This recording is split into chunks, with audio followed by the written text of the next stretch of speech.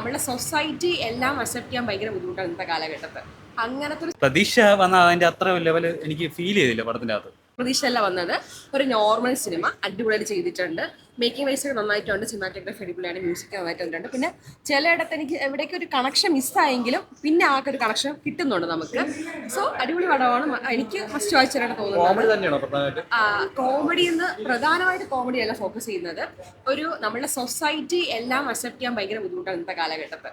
അങ്ങനത്തെ ഒരു സംഭവത്തിൽ അവിടെ നിന്ന് നാട് വിടുന്ന ഒരു ധീരൻ, ആ ധീരന്റെ കഥയാണ് ഫുള്ള് പറഞ്ഞു പോകുന്നത്. പക്ഷേ ആരുമില്ല എന്ന ഒരു തോന്നലിൽ നിന്ന് എല്ലാവരും പുള്ളിയുടെ കൂടെ നിൽക്കുകയാണ്. ക്ലൈമാക്സ് ട്വിസ്റ്റ് അടിപൊളിയായിട്ടുണ്ട്. പിന്നെ എടുത്ത് പറഞ്ഞ സിനിമാറ്റോഗ്രാഫി എനിക്ക് ഭയങ്കര ഇഷ്ടപ്പെട്ടു.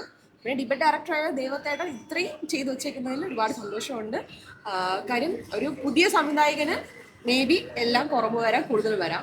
പക്ഷെ ഇത് ന്യൂട്രലായിട്ട് പോയിട്ടുണ്ട്. എനിക്ക് പേഴ്സണലി ഒരുപാട് ഇഷ്ടമായി. അതാ ഞാൻ പറയാം, അവരുടെ എടുത്ത് പറയാം, ഓരോരുത്തരും ഞാൻ എടുത്ത് പറയുന്നില്ല. എല്ലാവരും അവരുടെ part cast and crew full അടിപൊളി ചെയ്തിട്ടുണ്ട്. ഒന്നുമില്ല, പിന്നെ കുറച്ച് എന്താ പറയുക, സിറ്റുവേഷൻ കോമഡീസാണ് വർക്കൗട്ട് ആയത്.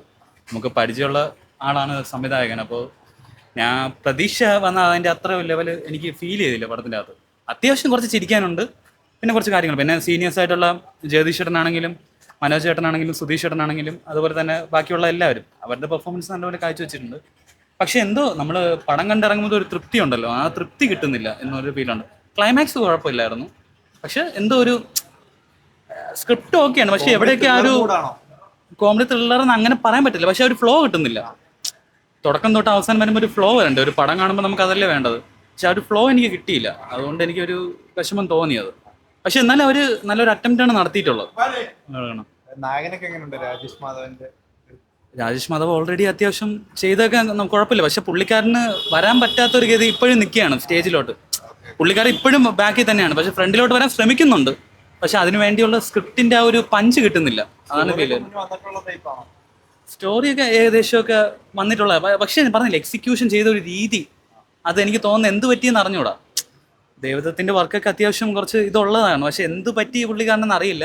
ചിലപ്പോൾ ഫസ്റ്റ് വർക്ക് ആയതുകൊണ്ടും പിന്നെ ചിലപ്പോൾ പ്രഷർ പല സൈഡിൽ നിന്ന് ഉണ്ടാവാം, അതുകൊണ്ടായിരിക്കും. അല്ല, ജഗദീശൻ പറഞ്ഞില്ല, അവരുടെ സീനിയേഴ്സ് ആയിട്ടുള്ളവർ അവരുടെ രീതിക്കുള്ള പെർഫോമൻസ് അവർ നല്ല രീതിയിൽ കാഴ്ചവെച്ചിട്ടുണ്ട്. അത് ബോറൊന്നും പറയില്ല. ഞാൻ പറഞ്ഞ ചില കൗണ്ടേഴ്സൊക്കെ നല്ലൊരു വർക്കൗട്ട് ആയിട്ടുണ്ട്. ചിലത് എന്തോ ഒരു തൃപ്തിക്കുറവ് ഫീൽ ചെയ്യുന്നുണ്ടായിരുന്നു.